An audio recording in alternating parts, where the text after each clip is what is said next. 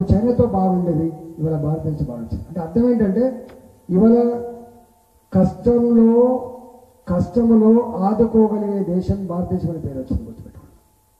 పంజాబ్లో వేర్పాటు ఉద్యమాల నుంచి మొదలుపెట్టి, జమ్మూ కాశ్మీర్లో వేర్పాటు ఉద్యమం నుంచి మొదలుపెట్టి, ప్రతి నిత్యం తూటాల వర్షం నుంచి మొదలుపెట్టి ఇవాళ జమ్మూ కాశ్మీర్ కూడా భారతదేశంలో అంతర్భాగమే అని చెప్పి 370 ఆర్టికల్ రద్దు చేయడం సభమే అని చెప్పి సర్వోన్నత న్యాయస్థానం సపోర్ట్ చేసే పరిస్థితి వచ్చిందంటే మనం ఎక్కడికి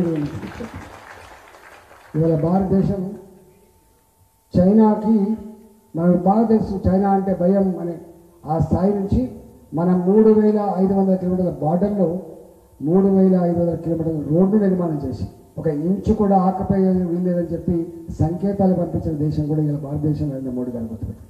అంటే అట్లా వట్టిగానే ఏదో బాయి చెప్పి వట్టిగానే ఏదో మాయ చేసి ఉపన్యాసాలు ఇస్తే వచ్చింది కాదు.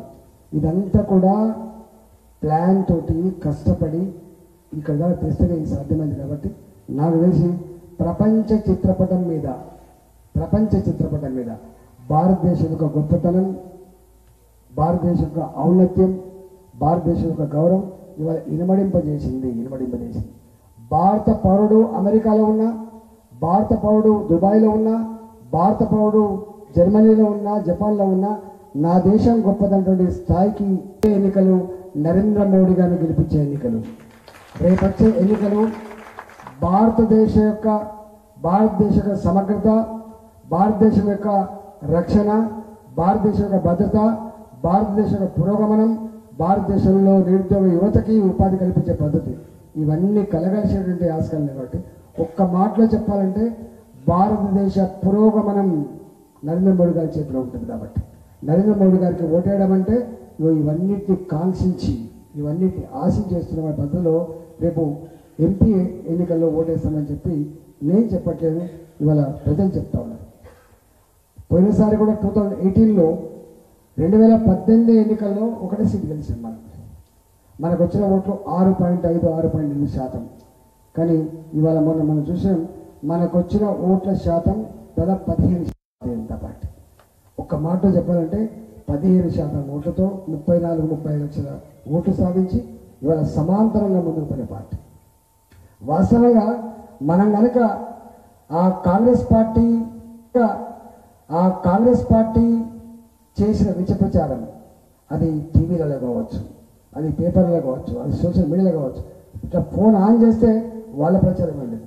బీజేపీ బీఆర్ఎస్ ఒకటే,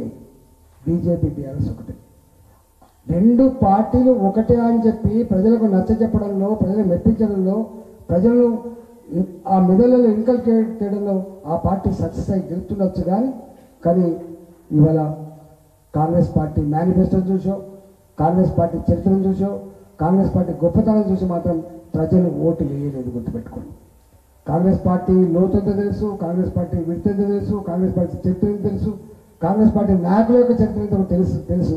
కానీ ఇక్కడ తెలంగాణ రాష్ట్రంలో కేసీఆర్ను ఉడగొట్టాలనే కొత్త సంకల్పం ప్రజల్లో వచ్చింది. కాబట్టి ఆ ప్లాట్ఫామ్, ఆ పార్టీ కాంగ్రెస్ పార్టీ అని చెప్పి నమ్మేనిచ్చింది. కాబట్టి నడ మీద ఎన్ని సంఘాలు అయితే ఉన్నాయో, అది డాక్టర్ల సంఘం కావచ్చు, ఆశా వర్కర్ల సంఘం కావచ్చు, అది ఏఎన్ఎంల సంఘం కావచ్చు, అది విఆర్ఏల సంఘం కావచ్చు, అది విఆర్ఓల సంఘం కావచ్చు, ఏ సంఘానికైనా నాలాంటి అధ్యక్షుడు ఉండే ఏ టెంట్ కింద నేను మాట్లాడి నాకు వచ్చింది ఏం పని వచ్చినట్టే వాళ్ళు కూడా మొన్నటిసారి మాత్రం మేము కాంగ్రెస్ పార్టీకి ఓటేసాం సార్. ఎందుకంటే విడిపోతే ఓట్లు చీలిపోతే మళ్ళీ కేసీఆర్ ఎక్కడికి వెళ్తాడో, మళ్ళీ ఇక్కడ మేము బాధల్లో కూరుకపోతామని చెప్పి భయంతో మేము కాంగ్రెస్ పార్టీకి ఓటేసాం సార్. ఇప్పుడు మీ దగ్గరికి వచ్చింది ఇలా కాంగ్రెస్ పార్టీ ఓటేయడం కాదు, మీ దగ్గరికి వచ్చింది వచ్చే పార్లమెంట్ ఎన్నికల్లో మీకు సపోర్ట్ చేయడం కోసం వచ్చిందని చెప్తాను.